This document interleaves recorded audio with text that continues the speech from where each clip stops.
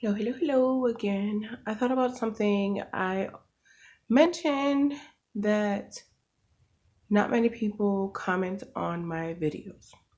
And with that being said, I went back and I just was looking at some of the videos and I'm like, wait a minute, someone did comment and they gave me like an idea of where to go with um the page or the channel.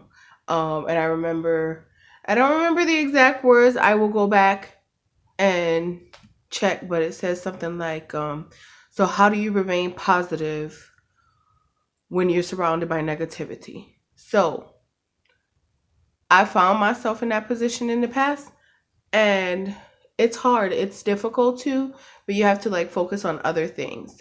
Try not to be impacted too much. But I also know that from experience that if you are in an environment that's negative, it will rub off on you. So what you try to do is, I mean, it just depends on that situation. There could be many things you can do. Depends on what you like to do. First, you have to know yourself, find out what you like to do, and then go do it. That means sometimes it might mean extracting yourself from that environment.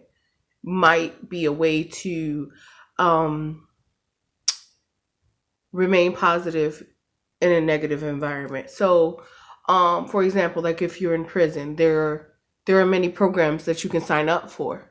Um, or they'll offer you schooling or library time or although working will not um gain you as much income as it would out in the when you're not incarcerated, at least you can occupy your time doing something productive. So that's a way to remain positive in a negative environment. Reading books, maybe find your niche, find out what you're interested in. I realized that like when I went to school and I just went in without excuses, I was able to find my niche. So psychology was something like I was always interested in human behavior or why people behave the way they do, or um, what are the factors that affect a person's behavior. And psychology was something that I could study. And I know, like, if you're in an incarceration type environment, you need to occupy your time with other things. Um, Even if you're not incarcerated, could be a mentality, it could be a prison, a state of mind, where you feel that you have no other choice but to be in the situation that you're in or in the environment that you're in. So let's say for some reason you are imprisonment in some way, whether it is mentally or in your environment, you can try to escape by reading. If you're reading certain fantasy type books, or even, it could be curriculum that will take you out of your environment. Even the Bible, when I took the time to actually read some of the books, I haven't read it all, but in order, I was able to be intrigued by the storyline. There's a lot of redundancy in it because he wants you to know it, like know the word.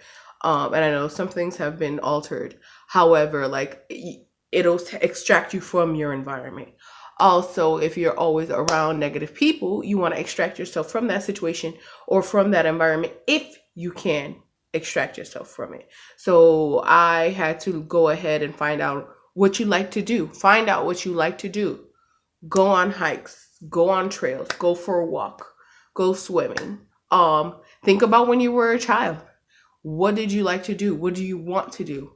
And you know what? You can be an adult and go to Five Below, get a basketball, get a soccer ball, get a tennis racket, get whatever, or make one yourself, DIY one yourself, go to a park if you're allowed to be in those environments. And, there are public places like trails, reservoirs, libraries that give you access to things when you don't have access to certain things, certain resources. So there are ways to extract yourself out of that environment, whether it is mentally or physically, spiritually through the Bible, emotionally like social media, things like that. Like there are ways around it. But yeah, you can have access to a library. You can have access to anything you can get your hands on. There are a lot of things you can do. Just remaining positive in a negative environment when no one else, when you don't know any better, it takes a lot of discipline.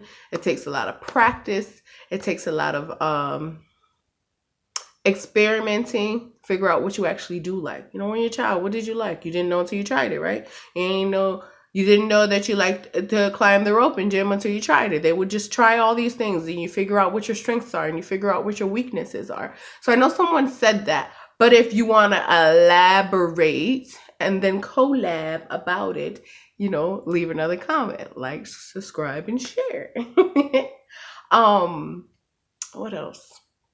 What are other ways that you can remain positive? Writing. So it also it's therapeutic, takes away however you're feeling in that moment. You know, I remember being growing up in a verbally abusive environment that would in turn turn physically abusive. But you can always escape through different ways. Writing, coloring, painting, find out, writing your emotions. Sometimes you don't trust people to talk to someone, or you don't have the means to speak to a therapist or things like that, but it's therapeutic to write how you're feeling. You can free write is like, don't worry about your editing, don't worry about how things are spelled, just boom, come on, just let it all out on a paper, and then you'll be able to go back and look at these things, and then see how you've improved, how you've grown, also to realize that how you felt in that moment. So journaling is a good way to do it. I mean, some people are good drawers or artists, shaping and molding clay, pottery, whatever. They have paint nights and things like that, wine and dine, or you can go to, like, I don't know, Home Depot, whatever. I mean, if you do have the resources and the means for it, there are ways to escape.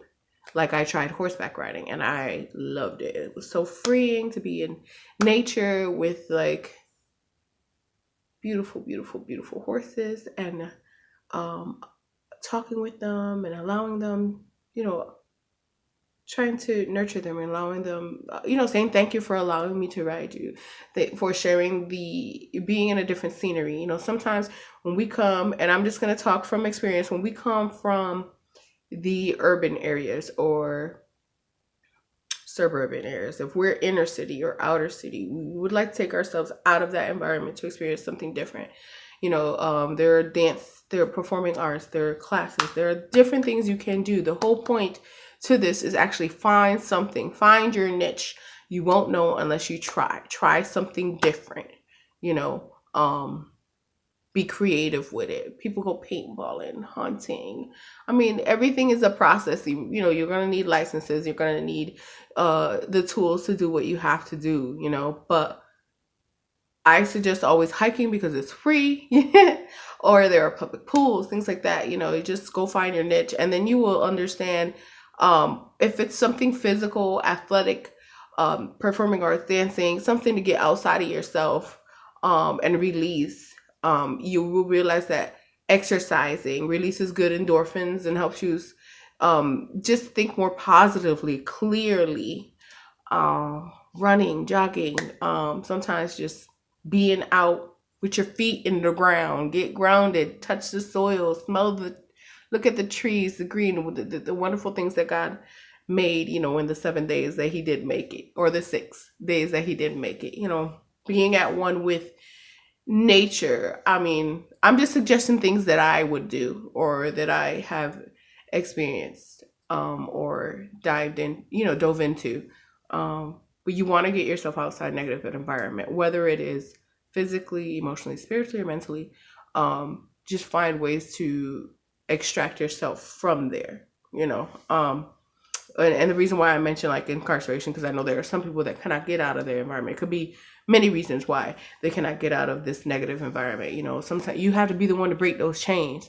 If your family always were smokers, if your family was always drinkers, and that's all they like to do for fun, try something else for fun. If everyone was a gangbanger, then try to do something that's not associated with gang banging. Although you also have to leave your pride and your ego aside, because in order to try new things, you got to step outside of your element, step outside of what the norm is for you, so you can know what you like and dislike. Not worry about what other people think about you when it comes to exploring these new activities or discovering what your likes and dislikes are, and then it'll be easier to set more goals as far as even little things like, what do you like? You like to cook, um get a new recipe, make something different that you don't normally eat or make, see how you can expand. But you remain positive in a negative environment, or when you're surrounded by negative people, by being that. If you want change, you be that change. And if you don't know how to be the change, research it. We are in the era where everything's at our fingertips, technology, everything's there available for us to seek, search, dare to try something different, to see if you like it. You could just say you don't like it. Write that down, and I mean, I don't know what other ways to, how do you remain positive in a negative environment or when everyone else is negative around you? All I know is that I can only suggest what I do. I escape in a book, or I try new things, and then make that a lifestyle, adapt to it, try different things.